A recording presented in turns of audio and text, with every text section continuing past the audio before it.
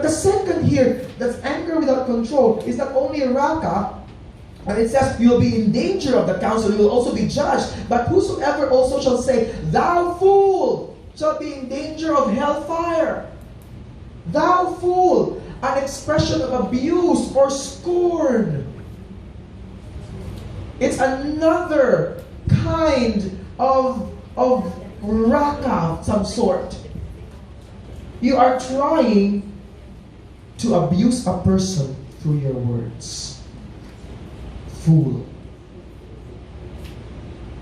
You are good for nothing.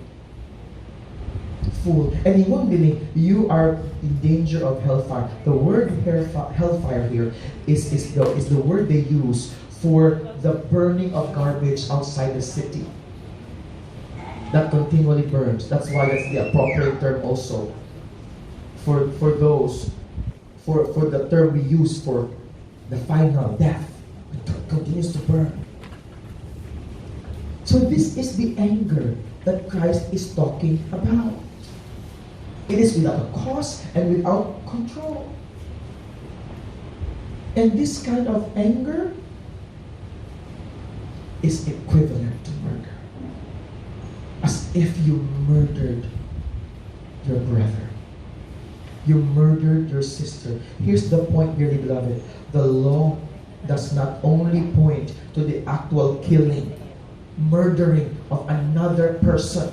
Rather, it is almost importantly focused also on the internal attitude and heart which results to verbal insults. Actually, verbal insults, that's the evidence of an angry heart. The Word of God tells us, out of the abundance of the heart, the mouth speaks. Luke 6:45 tells us, a good man out of the good treasure of his heart bringeth forth that which is good. And an evil man out of the evil treasure of his heart bringeth forth that which is evil.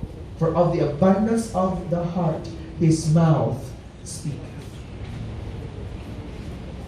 So I studied this little bit. I'm not exempted from this. In one way or another, each of us naagit tayo sense of, sometimes you have a sense of we're higher, more important than others. That's reality. Every single person is like that. Or maybe, you're a victim of this. You have experienced this. And the worst thing is, these are the people that you expect not to do it to you. Maybe a teacher, maybe a boss, maybe a Christian who claims to be really a follower of Christ, maybe a family member. This is a reality that happens. But Christ tells us, don't just focus on the killing, the actual killing of a person. That is true, that is against the law of the Lord. But listen, do not just focus there, because that law extends even to anger. And not only that, it's not only a negative kind of law, do not do this, right? But Jesus Christ tells us then what to do. The do's. Not just the don'ts, but the do's. So don't get angry, without any cause, without any control, but this is what you're supposed to do. This is where the boundaries of the law should extend to. Reconciliation. Look at verses 23-26. Therefore, if thou bring thy gift to the altar, and there rememberest that thy brother hath aught against thee, what should you do? Leave there thy gift before the altar. Go thy way. First be reconciled to thy brother, and then come and offer thy gift. Agree with an adversary quickly, whilst thou art in the way with him, lest at any time the adversary deliver thee to the judge, and the judge deliver thee to the officer, and thou be cast into prison. This is a prison where people who are not able to settle their accounts are placed. That's why verily I say unto thee, thou shalt by no means come out thence till thou hast paid the uttermost farthing, the last cent. You can't go out of the prison until you have paid the last cent. So here's the key. Reconciliation. Be reconciled. The command directs us to take positive steps in reconciling with our brother. Not just, of course, the brother to your brother. It doesn't just say to a guy, but this over encompasses both sexes, the male and the female. What is to reconcile? It's very interesting. The word reconcile means to change thoroughly. To change thoroughly. Meaning that there is something happening between you and your brother, you and your sister. Not good, not good. Civil na po. Ang word, sometimes we're civil, but you know there's something inward that you don't like about her, you hate about her, you just dislike her. She attends in the morning service, you attend in the evening service. She attends the evening service, you attend in the morning service. She goes to the choir, you don't. You go to the ushers. When she goes to the ushers, you go back to the choir. You know, she goes to SM City, you go to Ayala. I don't want to see that lady. But the problem is you go to the same church. Or if not, she's a sister in the Lord. The Word of God says, reconcile. This current scenario you have with her must change. And it must change thoroughly. Not outwardly. Remember, the Pharisees are an expert with that. But Jesus Christ says, don't do what they're doing. Because it's outward, it's self-righteousness. Civility is not something that a Christian should just be doing. In other words, being civil is not a Christian discipline. Sino na may gusto? I know. Bakit tayo na sakit? I will find a way. I will find a way. Bakit tayo na siya? Ang pikas sumusutin. Nakingon siya ang masakit. Bakit tayo po siya? Ako na yung batay. Ako na siya yung pagkabalo ng mag-anak. Bakit tayo po niya? Presentation. Oh, hi! How are you? Oh, it's good. Oh, your kids are big now. That's good. Oh, okay. God bless you. Nasira ang araw ko. Oh, dito pala kayo. Hello. The Word of God says reconcile. In fact, it's truly in that context when you go and worship.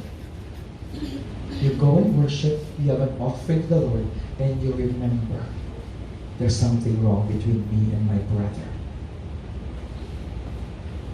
What did God say? Be civil. Just go to church. Act as if everything was okay. Raise your hand and clap your hands. Happy, happy, happy. This is the day. This is the day that the Lord has made. No. Put thy gift down. Go to your brother. Be reconciled to your brother. Make it a point that there's a change thoroughly in the current scenario that you have with your brother. So instead of coming to worship with an outward okay attitude, we need to willingly, aggressively, and immediately settle our spirits between each other. The longer we wait, the worse the situation becomes. And I recognize, lisod kayo sa mag-asawa. Mga mag-asawa, ayaw, can you relate? Much? Nga nung si Satan, nung mga couples ka nyo, si Satan, awayon dyan mig sa'yo sa buntag. Okay, may di mo kasi manaha. Pag Sunday morning, dihat yun. Saan na kaso mag-drive niyo, lamig ka. Panagan. Pero pagkabos sa simbahan, asa si Kuya? Si Kuya. Nalingkod niya ito. Ano niya? I worship you, Lord. Lisod no? Pwede mo sa Ginoo din eh. Wow. Settle it. Settle it. Don't come and serve serve the Lord here, and before you settle in, this is a wonderful reminder for me because you know what? I can be the most civil person I can be, and Seal knows that. You will never know. We are having trouble together. I'm so good of an actor. And I'm sure you are as well, if you're honest enough to admit. We are good in this. Kung saan ingon mo, unya ka na sa balay, ha? Unya ka na sa balay. Na ano? Wala pa sa balay? Sakyanan pa lang? But the Word of God says, you know what? We have CRs here, we have rooms here. If you want to borrow my office, it's open. Pastor, Matthew 5. Ano keyboard na to? Matthew 5, Pastor. Okay, Pastor. I'm serious. Pastor, Matthew 5. Okay. Number 2? Who's number 2 there? Ako ba sa Matthew 5? Hindi niya ako